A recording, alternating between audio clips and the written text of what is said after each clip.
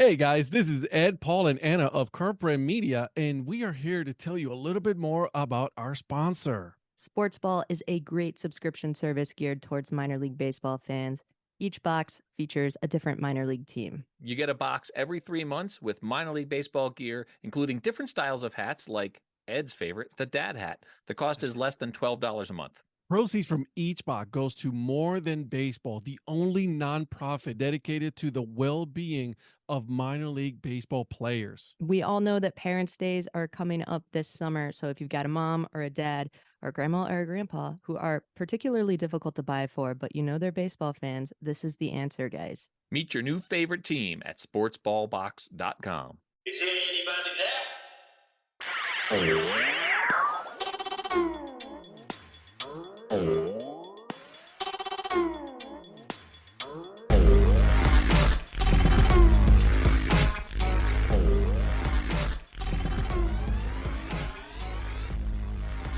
What's up, guys? Ed here.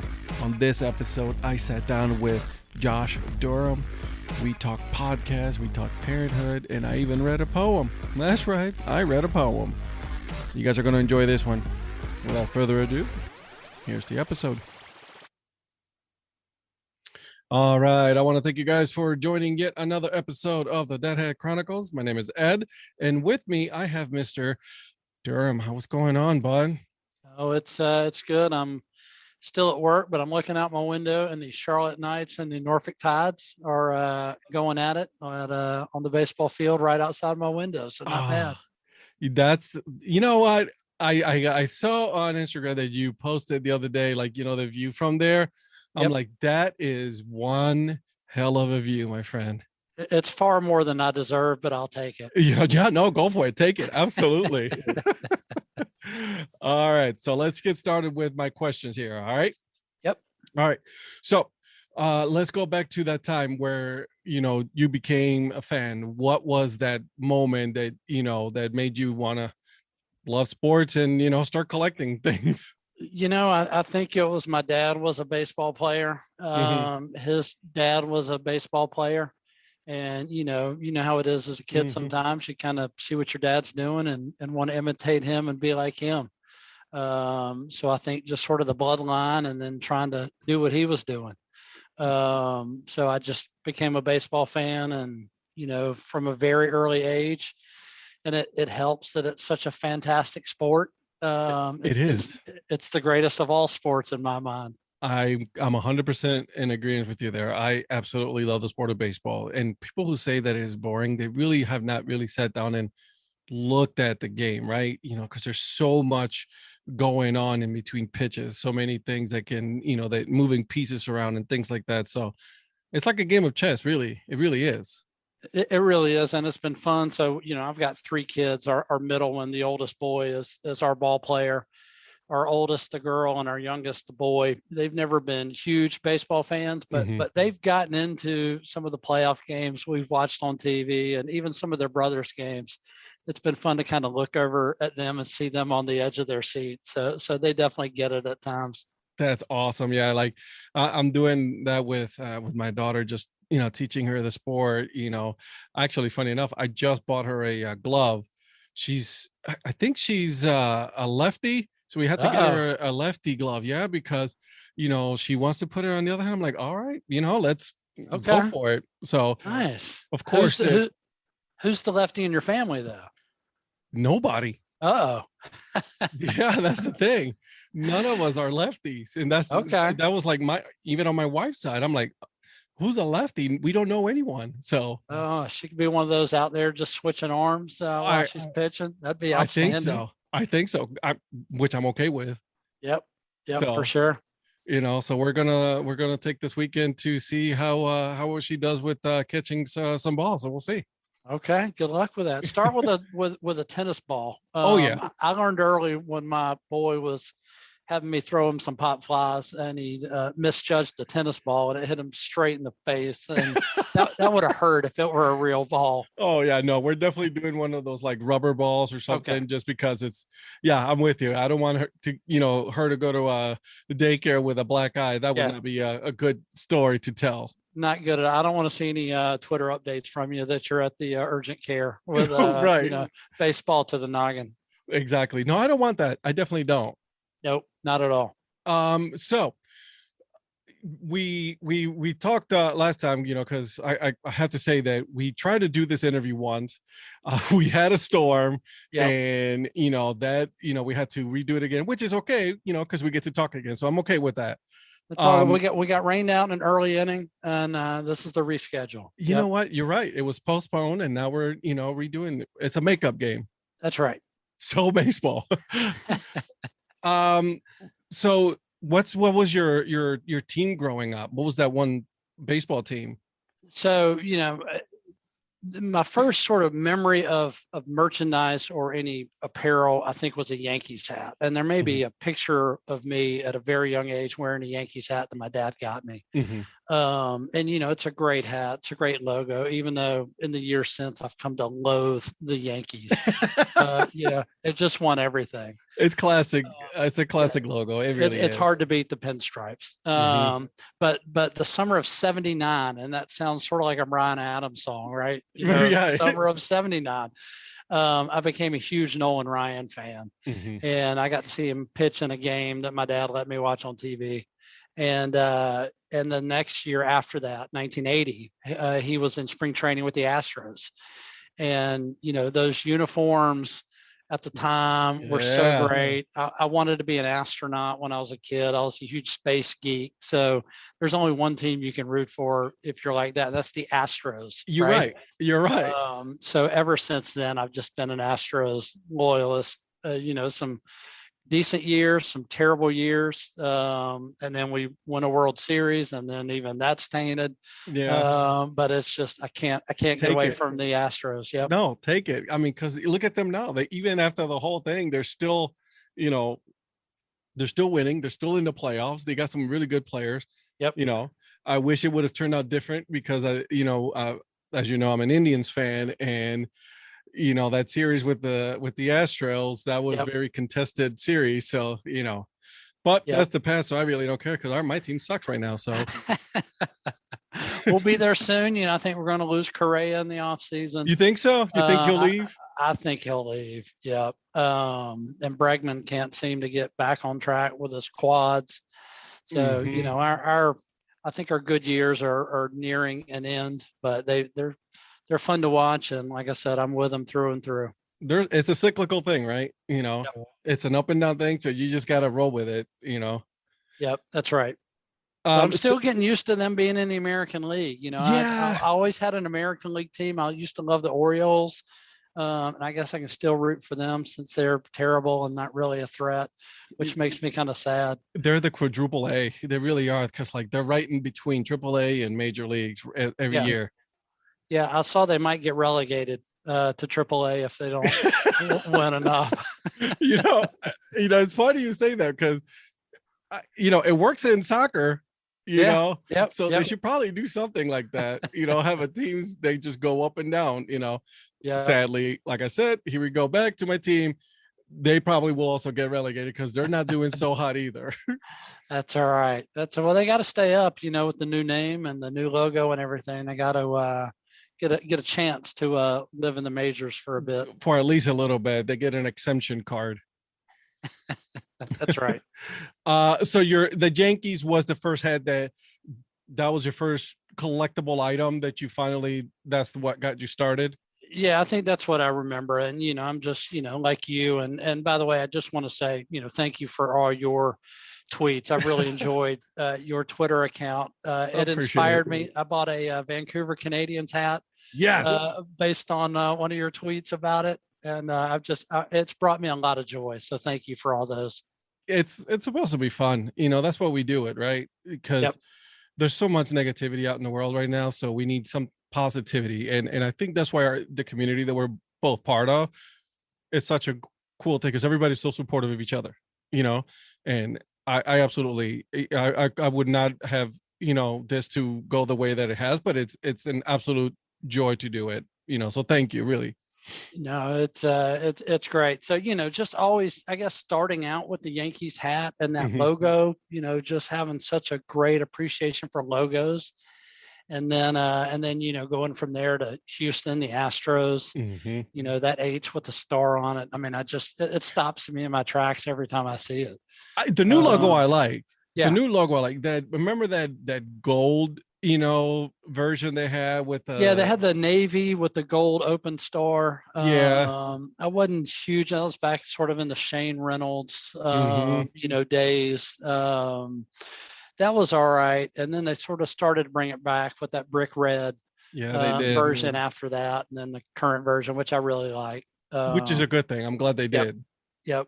It's as close to the old original ones as they've been in a while, which is really nice. But, just always been a huge logo guy. And then, working for a team in the minor leagues, and my older brother has been in, minor league and college athletics his whole career. So I get to see a lot through that, and I love a good logo. So, if I see a hat with one, I'm going to try to snag it. There, absolutely. Now this is a perfect segue, because you have a podcast, my friend. I do. I want to tell them the name of the podcast, because this is great stuff. It's so completely ridiculous. It's the mysterious and unbelievable case of the Bat Boy and the Hot Dogs. I've listened to all of the episodes, and they were great. Well, thank you. Yeah, it was a lot of fun doing it. I'm sure it was. I mean, because you can definitely tell, when someone really puts a good product of a podcast, because, man, you sound like you enjoyed the whole thing. And even at the end of the last episode, the little outtakes was absolutely that was gold. Absolute gold. Yeah. So, for the folks listening on this one, if you love minor league baseball, and I know all your listeners do, I like to think they'll get a kick out of this. It's sort of, everything you love about minor league baseball. It's the hijinks. It's the accessibility with the players. It's a lot of great stories from the lowest level rookie ball in Burlington, North Carolina. A lot of great stuff with a bit of a mystery thrown in. Which is great. Yeah. So, I like to say it's kind of Serial, that true crime podcast. If Serial were to meet Bull Durham, that's kind of what our podcast, how I like to think of it. I love the parody of it, because it's so amazing, because you're right. That was the very first thought that came to my mind when I was listening to your podcast is, this is a funny version of Serial. Yep. With a lot of baseball. Yep. And it was great. So you are working on season 2, correct? We are. So, season 1, we kind of revisit the great 1990 Burlington Indians. And that's where, Jim Thome hit his first professional home run, was with that team. A bunch of guys went on to the majors from that team. And my buddy and I worked for the team and just had a blast. And so we caught up with a lot of those guys. We tried to answer the mystery of did my best friend, the Bat Boy, accidentally cost one pro player his pro career. And so we had a lot of fun with that. In season 2, there was a guy we didn't talk about, but who made a huge impact on us back in that time period. And we're going to sort of focus on him and try to track him down and get a hold of him. I can't give away who it is yet. Yeah, don't give it away, because I want the suspense. We're going to roll that out in a few weeks, start putting those episodes out. So we're back in the studio having a good time. I absolutely love it. I can't wait. I'm telling you, I'm already subscribed, so I'm waiting for episode 1 to pop. So I'm all for it. Good. I do appreciate your listening and helping spread that word. Yeah, absolutely. Now, you also said that your brother worked or still works in sports. Yeah. So his name's Trip Durham. So Trip, his first sort of gig he was the clubhouse attendant for the Burlington Indians in 1986. This was right when Miles Wolff, who owned the Durham Bulls, got a team in Burlington. And so Trip was the guy that washed the uniforms after the games late into the night. And, anybody wants to know how to get into pro sports, that's how you do it. You got to start low. Right at the bottom. And do your time. And so Trip moved up through the ranks there. He's been an assistant athletics director at Elon University. He helped oversee their transition from the Fighting Christians, which was their old mascot, to the Phoenix, which, you talk about logos and rebranding. He was there and all of that.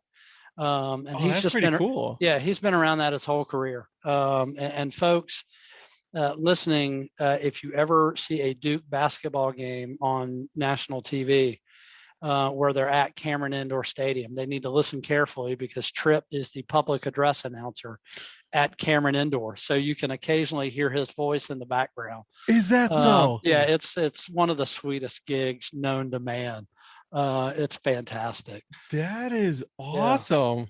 And so I'll be, sitting on the couch, and sometimes the announcers will say, "All right, let's go to Tripp Durham for the player introductions." And you're like, "God, That's my brother right there's there. my Forrest Gump brother, right there on national TV."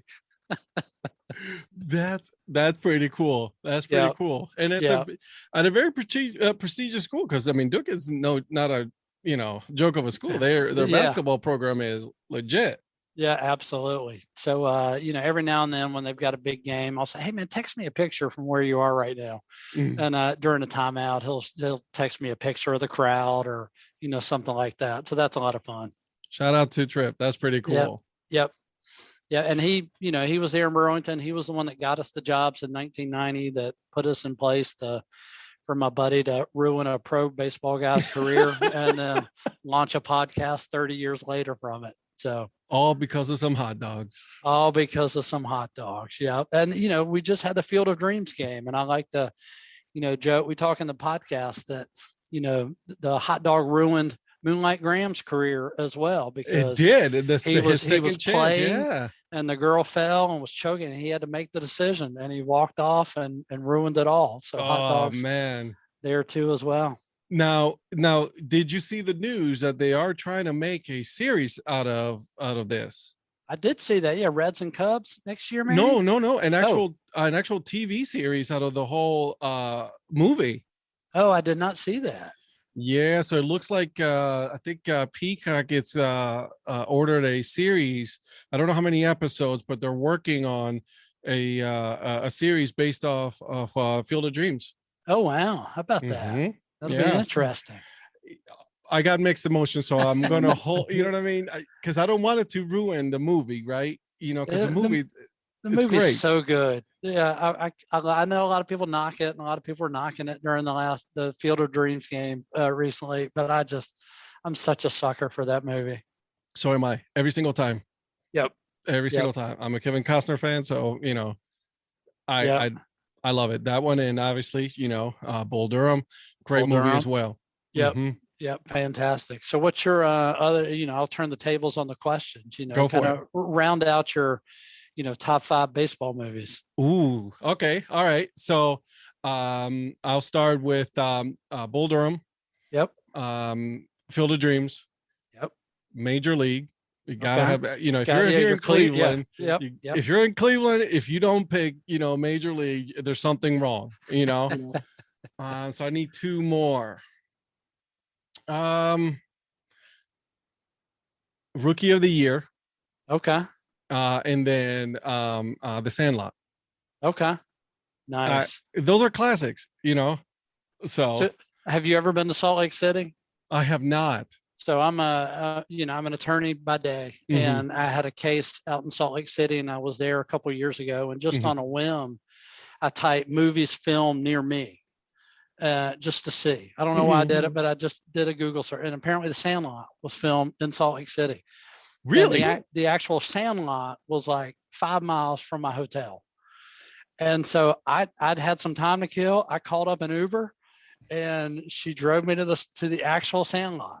And no way. I hopped out. It's fenced off, and there's people's yards, houses like right on the other side of the fence, no trespassing signs. But I still was able to stand on the sidewalk and kind of get a picture of it. And the Uber person had no idea what The Sandlot was, why I was doing this. But she waited for me. I snapped some pictures and hopped back in. It was really cool. Well, you know what? That's pretty cool. I gotta add that to the list, to my bucket list of where places to go now, is to go see the actual field where they filmed the movie Sandlot. Absolutely. And the pool, the swimming pool, where that great scene went. I think that's a little bit north of there. I didn't have time to get all the way up there, but that would have been fun to go see that as well. Oh, That's pretty cool, man. I Yeah. didn't know that, and see, I just got enlightened. I love There it. you go. There you go. I love that kind of stuff. Yeah, absolutely. Like those off the wall, like, let's just see what's here. What's filmed. Like for us, they just recently redid it a couple of years ago, but League Park. Okay. There was all there's left of the original League Park where Babe Ruth played and all that was a wall and the ticket booth. Wow. Yeah, so they rebuilt it. It's a community park now, but you can go Okay. there and it's still there. It was part of the whole design. So yeah, it's still there. And that's All where right. the Cleveland Spiders used to play as well. Okay. And next time you're in Durham, the old Durham Athletic Park where they filmed Bull Durham is still there. Yeah. And, Isn't it used by a college right now? I think they still use it a little bit. I don't know if it gets used full time, but I was lucky to see some Durham Bulls games at that stadium back in the day, and that's still probably my second favorite all-time ballpark next to the Astrodome. I was just gonna say, what was your favorite? Oh, the Astrodome. I mean, I love that building. And I grew up an Astros fan, never actually saw them play. And then my wife and I in '99 flew down there for the last year of the Astrodome and got to see a game there. And it was my first time seeing an Astros game in person. And it just felt like I was going home, man. I mean, I'm born and raised in North Carolina, but I'm there with all my people. And I love that building so much. Decked out in all Astros gear. Yeah. Oh yeah. And during one of the innings, there was a game they played in the stands where some guy went around with like a polycone on his hat, and you got like a ringed Frisbee and tried to throw it around and loop it around the polycone. And I got to play that. And I looked up and I was actually on the Astrodome Jumbotron scoreboard, throwing the little Frisbee. And I was like, it doesn't get any better. Doesn't get any better than this. That's pretty cool. So how many minor leagues teams have you visited? Oh, it's not nearly as many as I'd like. Yeah. I'm hoping to get up to see the Cannonballers here in a few weeks up in Kannapolis. Yeah, I hear this beautiful park. I hear it's beautiful. I love that logo. I mean, that's just a great logo. The man with the mustache just absolutely kills me on that logo. A lot of Durham Bulls, a lot of places in this area, the Durham Bulls, a lot of Knights games, with it just right across the street. Got up to go see the Burlington Sock Puppets a couple weeks ago, which was a great time in the old ballpark up there. But not, I've probably seen more major league games in the last few years than minor league games. Gotcha. That Knights Park, it's gorgeous. It is. It's fantastic. That whole area there is beautiful. I was there because my father-in-law lives down in the Charlotte area, closer to Kannapolis, but the whole area is just beautiful.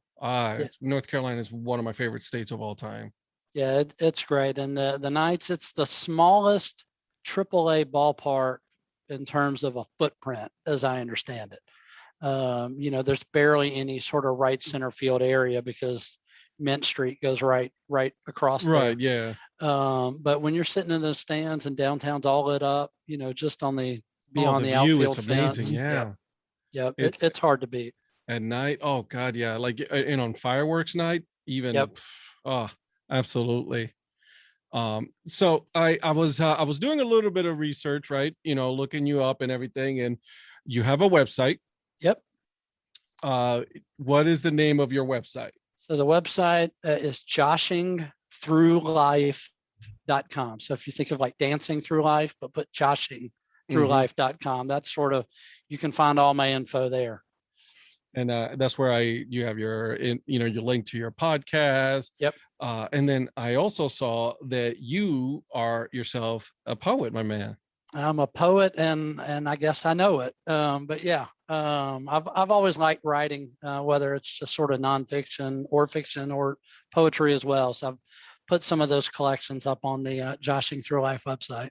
And one in particular, and if this was 5 years ago, it would have not affected me as much as it has now. It was being a father, right?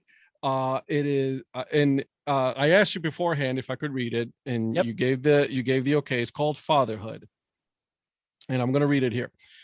And I'm probably not going to do it justice, so I do apologize ahead of time. No, this is a great thrill for me, so I appreciate you doing it. Absolutely. So it says, "My hopes for you are abundant. And among them are these: happiness, love, health, joys like those you've given me. Yep. And all of your dreams fulfilled. My hope for me is only this, that when it's time to let go, I've lifted you high enough so that you will claim them all. Yeah. I mean, I'm yeah. that's fatherhood. I mean, that's It parenthood. is. It's just, we if you think about sort of all the great things that your parents did for you, and no parent is perfect, but I like to think that everybody can pick some great thing that their parents have done for them. And that's, I often worry about, all right, the job I'm doing. Yeah, every day. And so it's just, what are they going to remember? What am I imparting to them? And ultimately it just comes down to, I hope when it's all said and done, that, yeah, we've put them in a great spot to kind of just really thrive and flourish. Yep. Yeah, and and that's what I got from it when I was reading it, and I was like, oh, this is. And I was just telling you before we were started recording that I sent this to my wife, and then my wife jokingly enough said, I was like, who's cutting onions? I'm like, no, seriously, who is? Because it really did touch me, and then that's the one thing that every time I think about it, it's like, am I doing enough or the right thing for my daughter, right? Because I want her to eventually, like you said, lift her up, when everything is all said and done, that she's, when my time is on earth is over, will she have enough? Yeah. So, but I tell you, I see you and her on Twitter. You've got her involved in picking the hats, and I can see how excited she is on that. So you're doing all right, my friend. Hopefully, I am. I'm as I have, I don't think I've ever said this, but like, when me and my wife, we're about to find out, the sex of the baby, because we didn't know, it was funny. It was like, we both swore up and down that we were going to have a boy. This was, it was a, foregone conclusion. It was going to be a boy. I was like, I'm going to have my ball player. That's what it was. And when the nurse comes out, I was like, all right, you guys ready to find out? I'm like, absolutely. And it's like, hey, you guys are having a girl, and the both of us were like, are you sure? Can you check again? But it was the best thing ever. After she was born, obviously you just like automatically fall in love. But it was like the funniest moment in my life, because we like I said, we swore it was a boy. That's funny. Yeah, we didn't find out with any of our three, and we got a girl and then two boys. And it's just, it's amazing to me how same household, same parents, try to give them all the same amount of attention and everything, and they're just all three completely different people. And it makes you realize that kids just sort of pass through you. I mean, it really is. That's kind of it. They're their own people, and they're going to find their own way. And like we said, you just try to steer them in the right direction and set them up for the best success they can have. Yeah, absolutely, you're right. It's just one of those things. You hope for the best. Yep.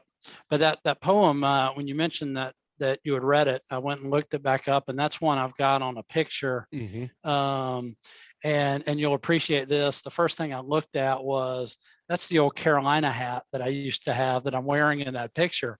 And so I'm an NC State guy. I went to college there, but I grew up a Carolina fan, UNC fan. Right. And my wife's a Carolina girl. So I had this Carolina hat, and it was one of the best hats that I had.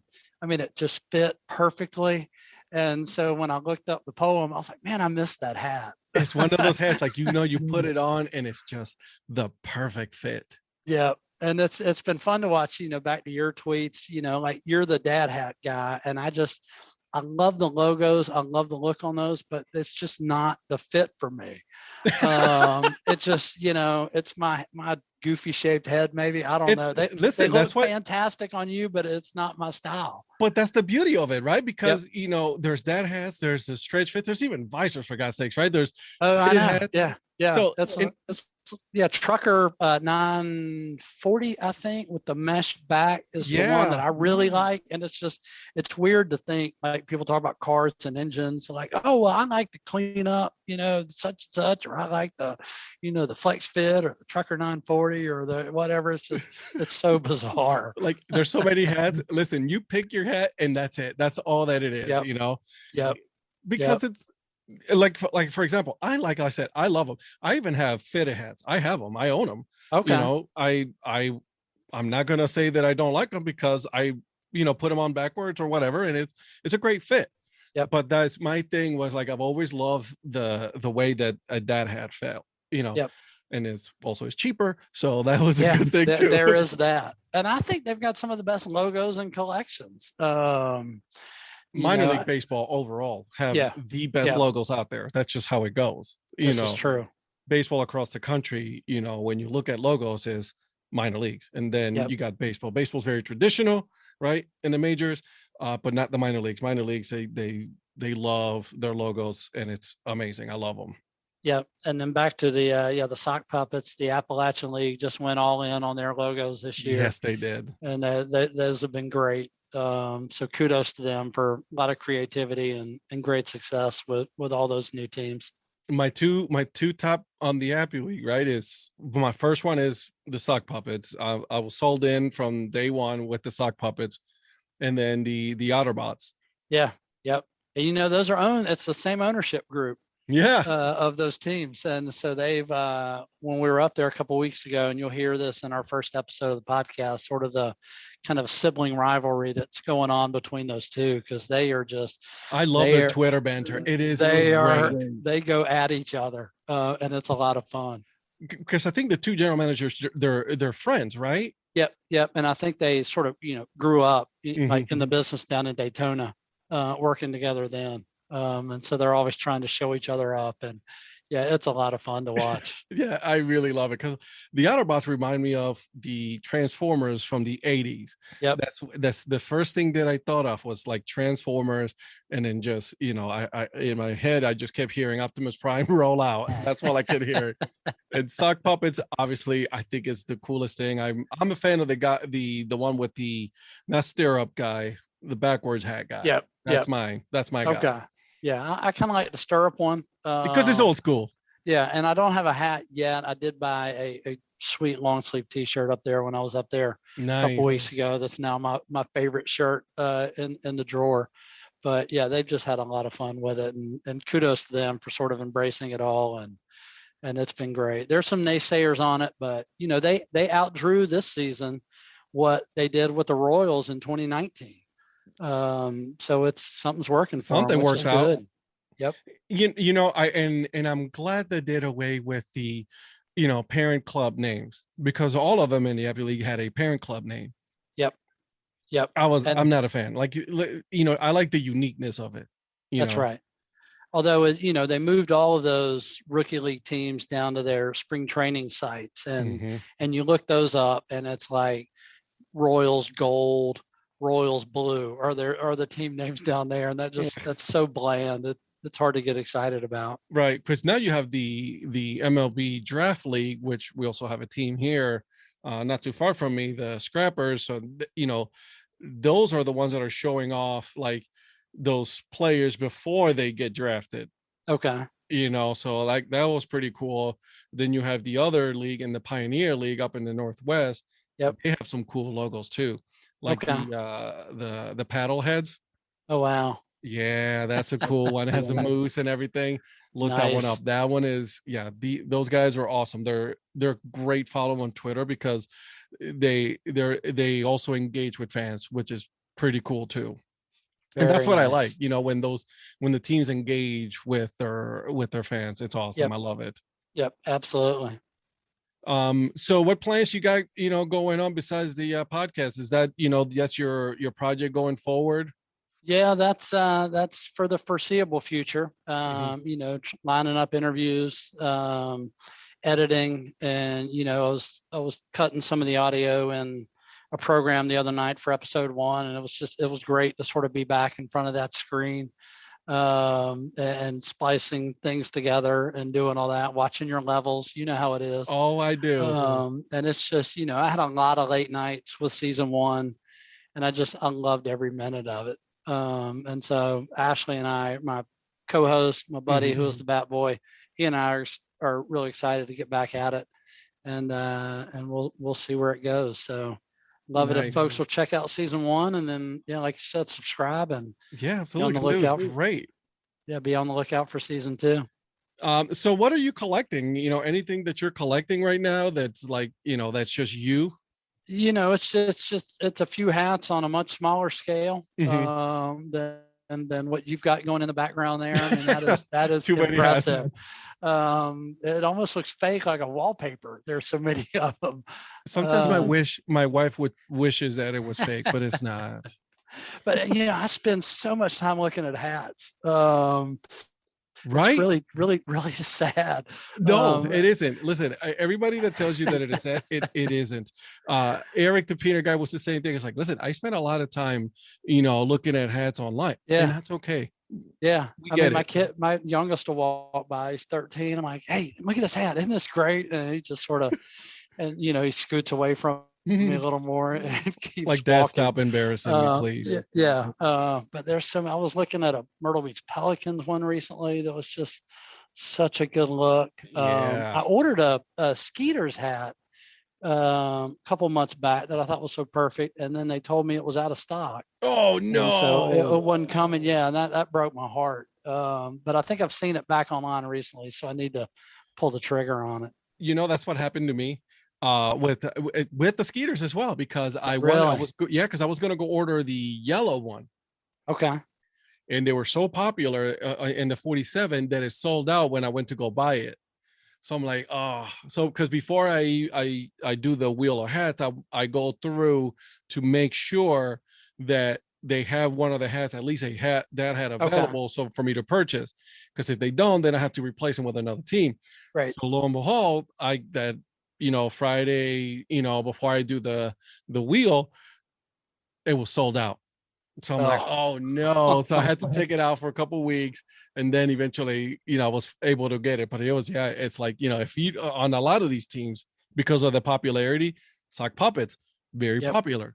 The Otterbots, very popular. So if you don't get it, right away, it's like, you're not going to find them for a while. Yeah. So I picked up a Woodpeckers hat, Fayetteville Woodpeckers recently. So if I can get that, the Skeeters, and a Hooks hat, I'll have the Astros minor league system covered there, which will be kind of cool. Yeah. So that's probably my short-term plan there. Corpus Christi Hooks. Yeah, that's a nice one. Yep.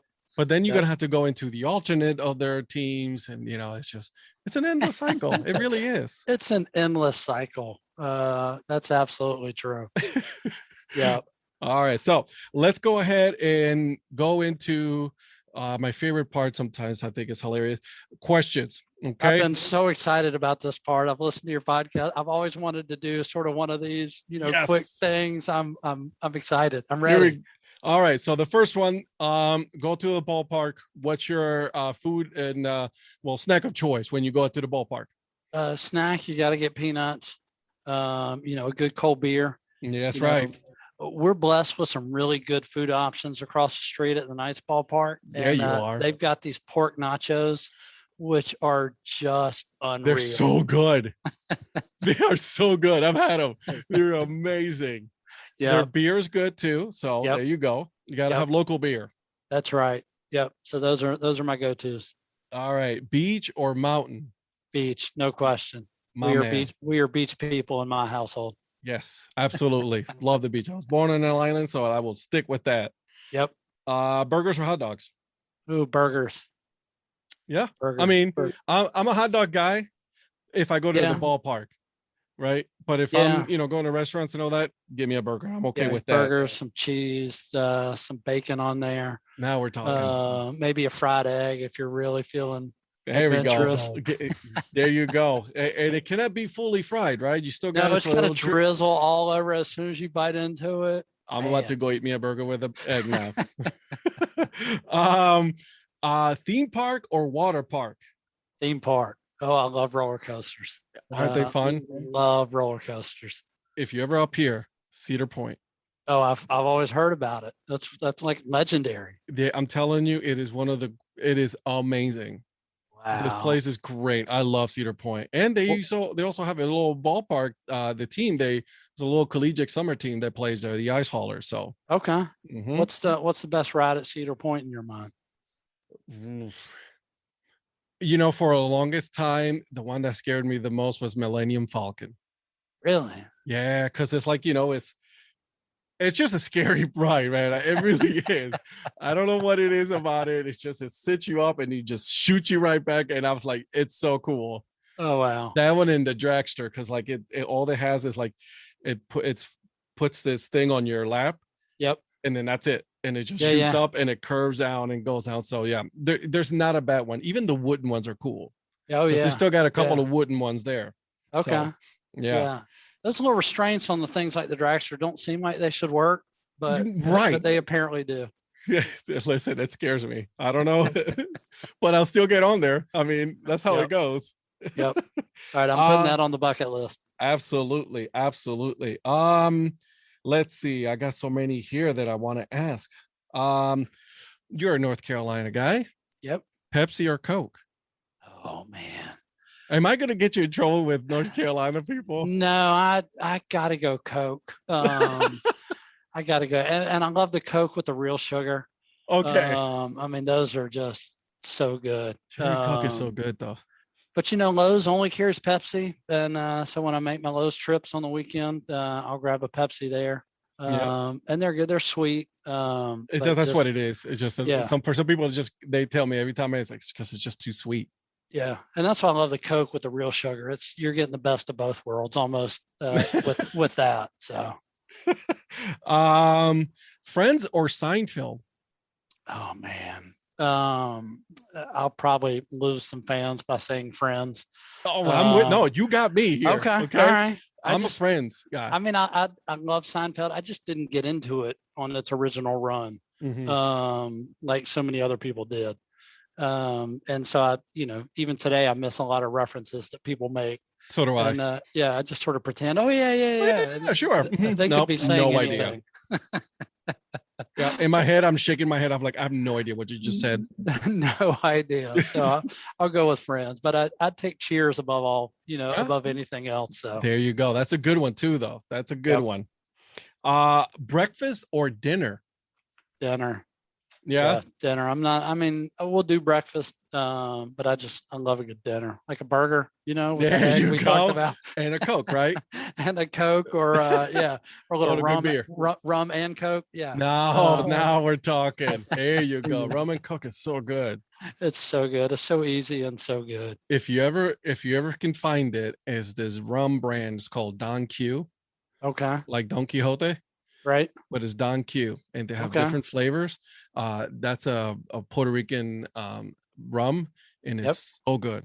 All right. You put it on. Look out. Yeah, you put it on Coke. Oh, you'll love it because there's different flavors of them. So nice. Mm-hmm. Okay. So going with the dinner or breakfast, cook dinner or clean up after. Oh, cook. Because I can extend that process and have a cocktail and just folks tend to leave you alone. I'm in the kitchen, I'm good. Just leave you alone. Draw that out for hours. Yeah, I did. We during quarantine and COVID, we made Friday nights pizza night. So every Friday night we'd get the dough. We wouldn't make the dough, but we'd buy the dough.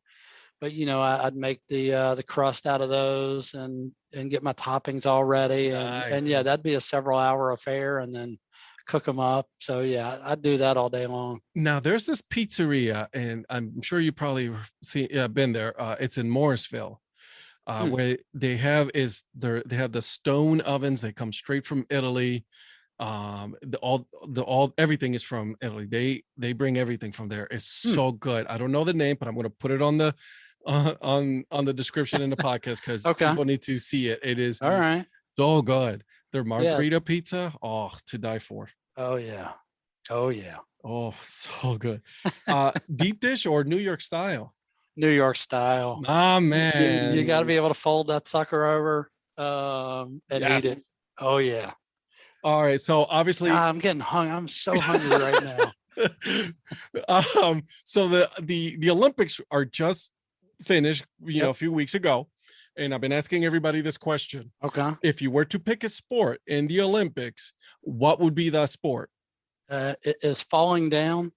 I've been known to be less than graceful in certain athletic events. I'd probably, I'd pick baseball. I was second baseman. I like And to it think I finally might, made a comeback. still be able to field. So I'd probably pick baseball. And you know what? I can't fault you for them, because they finally brought baseball back into the Olympics, which was, I absolutely loved it. Yep. I've been saying curling, but that's Winter Olympic. But if it was for me a Summer Olympic, that would have to be beach volleyball as well. Okay. Oh wow. I never got into Oh. volleyball.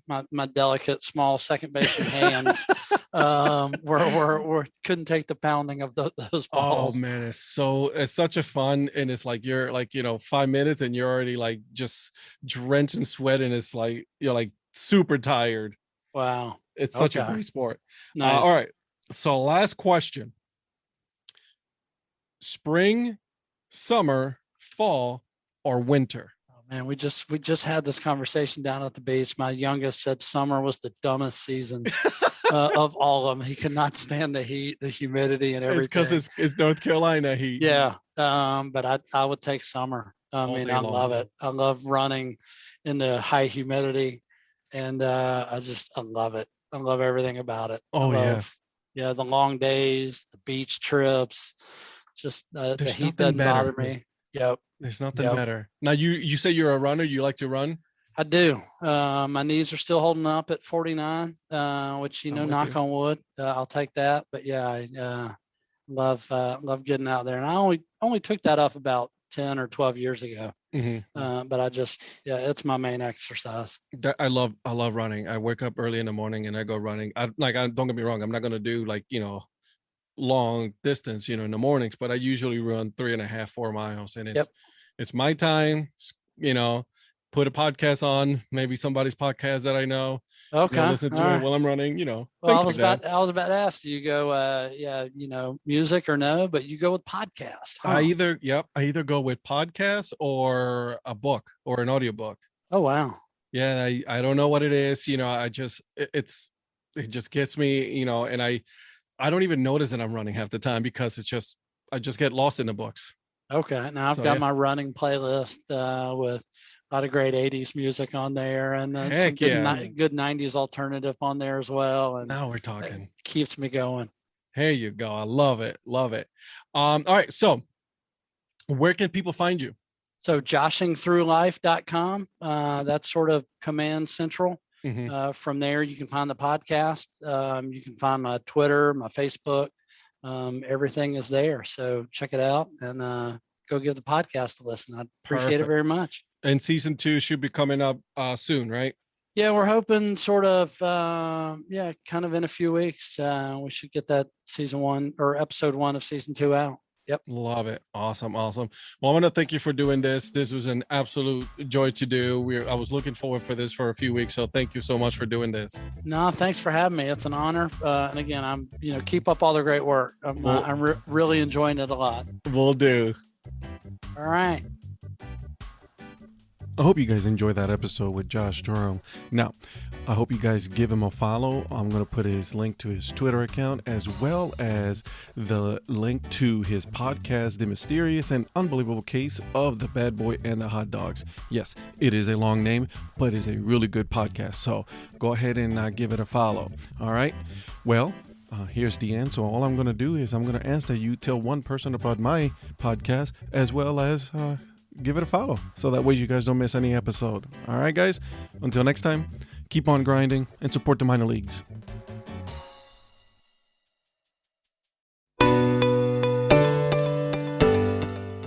This podcast is part of the Curved Brim Media Network. Here are some of the other members of Curved Brim Media: Hi, this is Ed Rivera of the Dad Hat Chronicles. Join me as I interview people just like you and players, coaches, GMs on the path that led you to become a fan of the sport. I'm Paul Caputo, and on the Baseball by Design podcast, I talk to minor league baseball teams, designers, and other super interesting people about what these minor league baseball logos mean. And I talk a little bit about ice cream helmets. What's up, Bucketheads? I'm Anna DiTomaso, and each week on the Baseball Bucket List podcast, I speak with a different fan about their favorite baseball memories, what the game means to them, and what's left to check off on their baseball bucket list. Hey guys, this is Patrick Larson from the Minor League Baseball Hat History Series, and in every episode I go through the history of minor league teams through my personal collection of hats. You can find me on Twitter at @PatLarson1.